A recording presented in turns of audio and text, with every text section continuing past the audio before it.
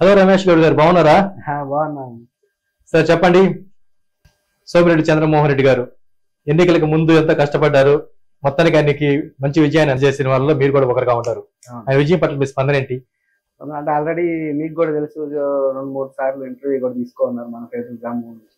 ఆ పేరు గ్రామం నుంచే కాకుండా అంతకుముందు సర్వేపల్లి నియోజకవర్గ స్థాయిలో కష్టపడ్డ వ్యక్తుల్లో కూడా నేను కూడా బీసీ సంక్షేమ సంఘం రాష్ట్ర అధ్యక్షులు కేసీఆర్ శంకర్రావు గారిని తీసుకొచ్చి మన పేడూరులో అందరి ముందు నిలబెట్టి బీసీలు సపోర్ట్ మన తెలుగుదేశం పార్టీకి అందించారు. నారా చంద్రబాబు నాయుడు సమక్షంలో, లోకేష్ గారి సమక్షంలో ఆ రోజు మమ్మల్ని కూడా అటాచ్మెంట్ సోమిరెడ్డి గారికి చేశారు. మనం సర్వేపల్లి నియోజకవర్గంలో కూడా బాగా కష్టపడ్డాం. సరే, ఓకే, మొత్తానికి సోమిరెడ్డి గారికి ఒక మంచి స్వీట్ విక్టరీని అందజేశారు.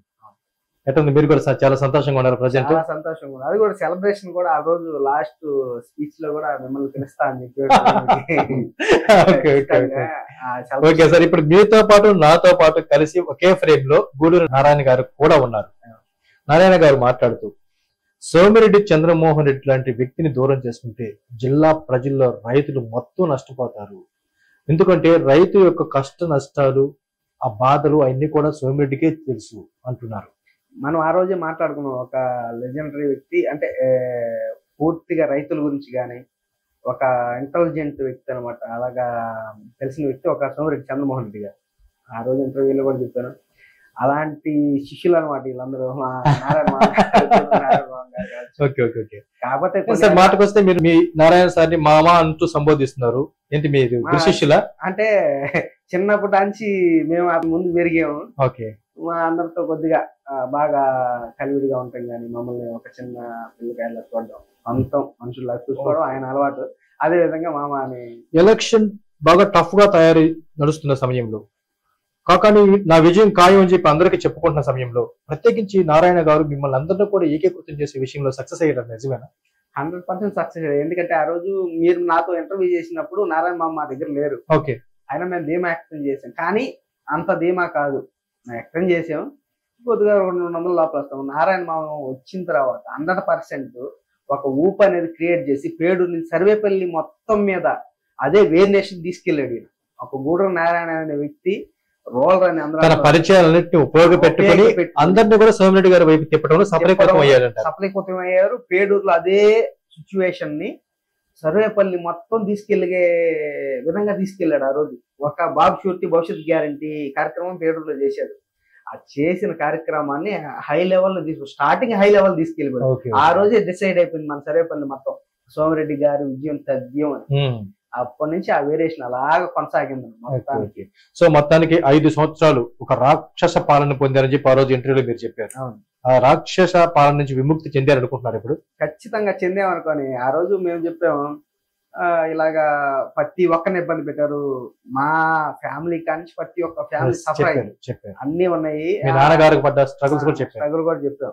అలాగా ఈ రోజు అందరూ సంతోషంగా హ్యాపీగా ఉన్నారు. అందువల్ల ఆయన పక్షాలను గావిచ్చాం కాబట్టి. అదే విధంగా ఆయన సోమిరెడ్డి గారిని కూడా మా ఊరికి తీసుకొచ్చి ఇప్పుడే మీరు చెప్పండి. సోమిరెడ్డి గారి సమక్షంలో అదే విజయోత్సవాలు కూడా ఉన్నాయి.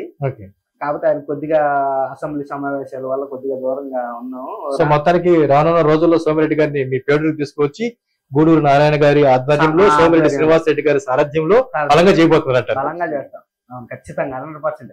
ఆ రోజు ఉత్సవాలు కూడా మేము ఎక్కడి నుంచి ఆ క్రేన్ లో సిద్ధాంతం మొదలైందో అక్కడి నుంచే మళ్ళీ స్టార్ట్ చేస్తాం. సో మీరు చెప్పండి.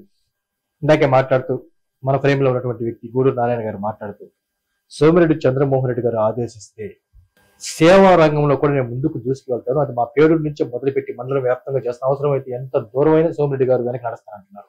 ఖచ్చితంగా మన తోటపల్లి గూడూరు మండలంలో కూడా ఒక బీసీ వ్యక్తిగా ఎదగాలని నేను కూడా కోరుకుంటా ఉన్నా.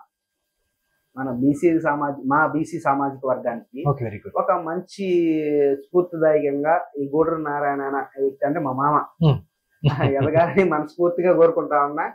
పేరుకి అంకితం కాకుండా కొద్దిగా మండల స్థాయిలో కూడా ఎదిగి మన బీసీలకు కానీ అందరికీ, ఎస్సీ ఎస్టీలకి అందరికీ సేవలు అందించాలని కూడా మనస్ఫూర్తిగా కోరుకుంటాను.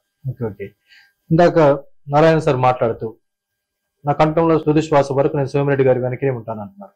అట్ సేమ్ టైంలో మీరు చూస్తుంటే నేను గూడూరు నారాయణ గారి వెనకే ఉంటుంటారు. ఏంటి చైన్ ఈ లింక్? చైన్ అంటే ఆయన సొంతం మామతోడు, మా మేనమామ కాకపోతే మామే. Very good. కాబట్టి నేనేంటంటే చిన్నప్పటి నుంచి మీకు కూడా తెలుసు కదా, నేను కోస్తే రక్తం పసుపుగా వస్తుంది అని అన్నారు. అలాగే నేను ఫస్ట్ నుంచి టీడీపీయే, లాస్ట్ దాకా కూడా టీడీపీ. ఓకే సార్, మీ అభిమాన నాయకులకి ఫస్ట్ లిస్ట్ మంత్రివర్గంలో చోటు లేకపోవడం నిరాశగా ఉంటారు? మాకేం అసలు నిరాశ లేదు, ఎందుకంటే ఆయన కొద్దిగా రిలీఫ్ ఇచ్చారు వాళ్ళు. మా సోదరుడు చంద్రమోహన్ రెడ్డి గారికి కొద్దిగా రిలీఫ్ ఇచ్చారు.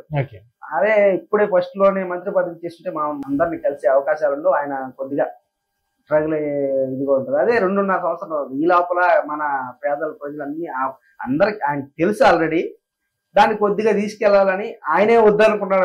సోమిరెడ్డి చంద్రమోహన్ రెడ్డి గారి గురించి 2 మాటలు చెప్పాల్సి వస్తే ఏం చెప్తారు?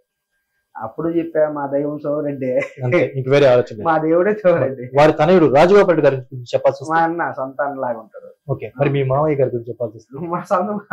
ఏమి నచ్చింది ఆయనలో మీకు? ఏమి నచ్చిందంటే ఒకరిని ఒకలాగా చూసే మనస్తత్వం కదా నారాయణ గారు. నారాయణ గారు. అదే కాకుండా మా పేటూరు గ్రామ ప్రజలు మొత్తానికి ఆయన ఏం చేస్తారంటే అందరూ వేరియేషన్ చూపిస్తారన్నమాట. ఒకరు ఒక బీసీ ఒక ఎస్టీ అని, అది కాదు, ఎవరు వచ్చినా వాళ్ళు అది ఇలాగే కూర్చోబెడతాడు, అందరితో మనస్ఫూర్తిగా ఉంటాడు, ఒక సొమ్ములాగా. వాళ్ళ తమ్ముడు కానీ నేను ముందు ఫ్రేమ్ లో కనబడతా, ఆయన ఫ్రేమ్ లో కనపడ్డా. చెప్తున్నారు శ్రీహరి గారు.